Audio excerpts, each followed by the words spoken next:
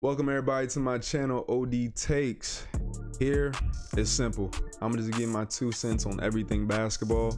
A lot of hot topics that have been coming up. NBA news, WNBA news, top 10 lists that are ridiculous. Everything that you can think of. This is where I'm going to be dumping all my ideas and my thoughts on just where we're going and where we're headed as a basketball culture. For those who don't know, I am Devin Still. I am a basketball trainer in the New Jersey, PA area. So if you need somebody, come hit me up.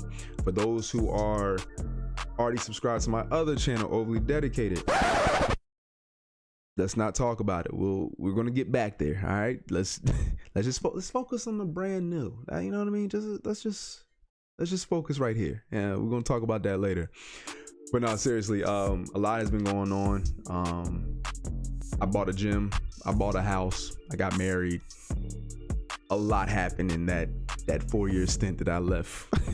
So we're going to dive back into that. That channel is going to be really dedicated to a lot of on-court things that'll help a lot of players just get better with their mindset, physical movements, lifting, everything that you need to do to get better as a player will be on that channel, and even some special guests hopefully in the future on that channel also. But enough of that. Here right now we're going to be breaking down this video that we've seen on Paul George. I haven't looked at it yet. I've seen like 10 minutes of it, not 10 minutes, sorry, 10 seconds of it, and I like where they were going with it, and I was like, hey, let me start something new. You know, let me start this channel. Let this be the first video that I actually go over and just really help guide you guys into what you should look for when it's actually developing in the AAU space or just training in general. This video is with Paul George and Isaiah Hartenstein. For those who don't know, Isaiah wasn't even, he didn't grow up really in America. So he has a whole different upbringing when it comes to development in the AAU. And this is something that they just kind of break down and talk about the differences of and where the positive and negatives are. So let's check it out. The NBA kind of had like a campaign, and it was called Basketball Without Borders. Yeah. And we've seen over the years, it just seems like more and more international players are not only coming to. Oh yeah, real quick, they just remind me, hit that bell and subscribe, my boy. Go ahead, hit that, man. We're gonna grow. Let's grow together. To the NBA, but you have that argument like most of our top guys are international guys. Yeah. And so I just want to know what's your opinion on, why are international players excelling so much in today's NBA? I think we do a good job of, just looking at the AAU, kind of how formatted it is. Like, we're not playing 6 games a week. Like, not only that, I think that, it's studies that are I've read some studies that aren't really foolproof, but or 100% accurate. Maybe I should say that 100% accurate, but they're trying to tie that into also a lot of injuries that are happening in the pro level too, whether it is the NBA, the Euro League, just a lot of Americans who have had that wear and tear on their body since they were younger. It's definitely a lot of negatives that happen in AAU than positives if you're not in a top dog. We're playing like AAU format, huh? two games, and then we're practicing. Like, we're learning how to play basketball. It's not, no one's, kissing your ass over there. Like, no one's like, oh, please come here. Like, right. I'll let you do whatever you want. No, if you mess up, you're gonna get cussed out. Like, you're gonna, and so I think that's kind of what makes us unique, is that, again, the structure of how we kind of get built up, but then also we're playing. It's clear as day too. Like, just the mental aspect of it. If you see somebody who is European, I've had a couple of Europeans who came over to me in New Jersey, Pennsylvania, and we worked out, and just their attention to detail in the gym, and I'm talking about at a young age. I'm talking about 12 years old. It's completely different. Like they're there to learn about what they don't know versus the American mindset of how many eyes can get on me, and what can I showcase. They accept that, hey, I'm not quite there yet, I need more, versus an American kid who is either being boosted up or being coddled because they're not good enough to take it to the next level, which is AAU. Against men super early. So it's like our system is not like we don't have no college, we have no high school. It'd be like if the Thunder had like a U15 team, and then if you're good enough, you can also still go practice with the Thunder team. So like I think that's crazy. something unique where, especially for me, it helped me mature a lot earlier, just learning from people. Ricky Rubio, damn, I just blanked. Ricky Rubio, Luka, Dirk, all these European players, they've been playing basketball with grown men since they were 13. That alone is an advantage. Not just pickup basketball with the random guys around the neighborhood, but guys who are actually making money. This is their livelihood. There is no club teams, like you said. Like when I was over at Spain, bro, there's no varsity, there's no JV, there's no college. Like you said, it's literally just, are you good enough? Or then you're gonna go up our ranks. You know what I mean? You're gonna go through our local program, and if you're good enough, cool. If you're not, you're not. And like you said, if you're trash, you ain't playing. It's as simple as that. Those mistakes and playing against older guys early, but then also just my game, it helped a lot for sure. Yeah. Pete, hearing all that, do you think that America should try to adopt that model? I do. I would want to know, like, in what format or how could they do it? Because I think internationally, like, how do you guys do it internationally? Like, you guys go to, like, it's a whole, like, school, or you leave school, right? You go to normal school, like, And but then then you you're go play also be club. like, let's say you have like a high school, but then you have to, on the side, there's no like high school basketball, there's no Right. at all. So we're just playing for The club. And so the club will have, let's say, a U14 league where you play against, let's say the Thunder U14 is going to play against the Phillies U14. Mm-hmm. And then we have like also a G League. So we have similar to that. And then you have the main team. And it doesn't matter how old you are. If you're good enough, you can always move up. So like me growing up, I would play with the U16 team. I would I would play with the G League team, and then I would practice with the... See, I think that's what's tough, because, right, you heard of Luka being 16 and he's dominating the Euro League, and he's playing against grown men. Yeah. You know what I mean? At 16 years old, that's like, someone at 16 being thrown in the NBA and having success. Like, so I think it will. And don't get it twisted. Like, if you watch Luka when he was there, like YouTube, you can YouTube highlights and look at what he was doing at that age. He still was not athletic. He still was not the strongest, especially at 16. You're definitely not the strongest. Not against a 30-year-old. It's two different stratospheres as far as strength goes.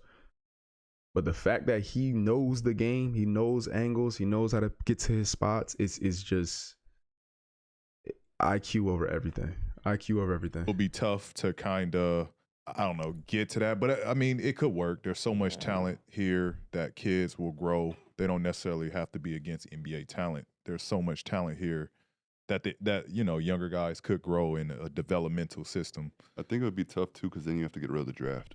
Like, we don't have a draft. Yeah. So you would have to technically, like, let's say if the Thunder had their I didn't own know youth that. program, It'd get messy. Yeah. You would have to Because, like, change. dudes are now like, I got, give me the rights to that 14-year-old. That's how it is, though. It'll get messy. It'll get messy. And even rewinding that, P, like just like AAU, like that's just tough out here. I think it's more just like our culture, like with all the different Adidas, Nike, the money that's involved, the press. And that's all it is. That's all it is. Just like how our food is terrible, how it's getting pumped with all this bull crap, and music is the same thing over and over again. There is money driven. Hey, what works? Let's run it over and over and over again. People figured out how to get kids into tournaments. They understand that parents want the best for the kids, or what the kids want, whether they're good or whether they're bad, doesn't matter. Bro, the prices for AAU is ridiculous. You got a child, you got a weekend tournament. Oh, you coming up $500, and that's just for that weekend. I ain't talking about for the program. I'm talking about for that weekend, especially if you're traveling. Oh, forget about it. It's about money, man. It's about money. It's about money. Kids, playing 2 games, whatever you said, like, they probably play more games now. We used to play a ton of games, but like, imagine if right now you tried to implement with your travel team, like, hey, we're only playing once a week, but we're going to practice 4 times a week, and we're going to go over press breaks and like really teach basketball. I'm not sure how many kids would want to do that just because of that culture of that AAU basketball now. That's not true. A lot of kids would want to do that, but they're accustomed to what's going on right now. When I was growing up, it wasn't that strict. It wasn't like EuroLeague, but it definitely wasn't what it is now. I'll tell you that. We at least practice 3 times a week. At least. Yo, I know I got kids that come to me for training. Their AAU doesn't practice at all. And they're the scrub team. They're the B team. They're the C team. I'm not talking about the top-notch kids.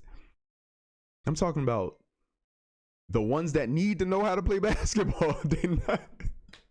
Yo, so it's not that. That's not true. If you change the culture, it will be accepted. Just like everything else. Just like Steph and his threes, just like Magic and being a 6'8" point guard, just like LeBron being a 1 through 5 guy. Like, we adjust the evolution. What if the NBA? Now I'm thinking. Yeah, here we go. What if the NBA had an amateur league? I mean, it's the G League. But I mean,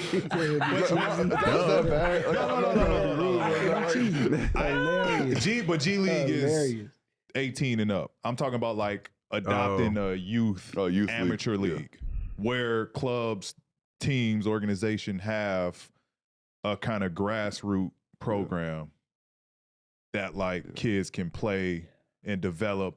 You know what I mean? So then now, it goes that much further of like, when that kid is ready, we got rights. He's been a part of our program. Yeah, I think it's just also kind of how baseball, like baseball does. You move up the ranks. I think it's also hard because like we don't have college either.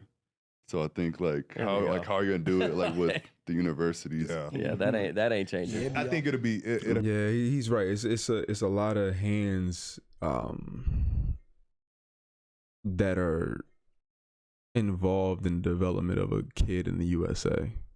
Like you said, from AAU programs to college to agents to now NIL, high school agents, and it's a lot. Like how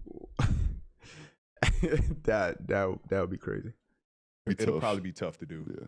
Tell us a little bit just about your foundation. Yeah, getting that contract, for me, it was another opportunity to really give back. So after I signed it, I could sit down with my family, and we were like, how can we help people in need? Mad random, but I found out that he's black. That was crazy to me. Isaiah Hartenstein's black. Fun fact for the day. There you go. So my goal is just if I can just change one person's life, my life is fulfilled. All right, yeah. So they didn't go too deep into what I thought they would, but yeah, you can some of the things that he just stated, just like you can see the difference between both of them, what AAU brings and what an overseas kid will go through if they're pursuing the basketball dream. It's just 2 completely different worlds, and I personally think it's going to get worse. I think if you know me, I think AAU is the worst thing that's happened to a player.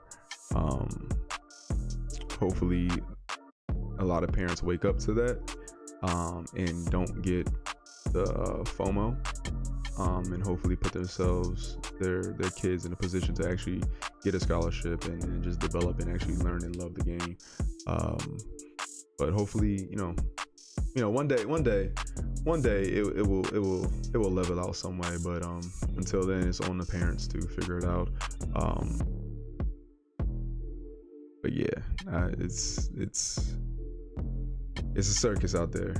But yeah, thank you for watching the first episode on OD Takes, man. First episode, first video. Like I said, this is gonna be a fun thing to do. Make sure you guys like, comment, share, and let me know what you think in the comments. What are some ways that we can actually make AAU a little bit better than what it is right now, and help these kids actually develop and learn the game versus just chuck up threes and play 7 games in a day and a half. So give me your thoughts in the comments. Until next time, talk to y'all soon. Peace.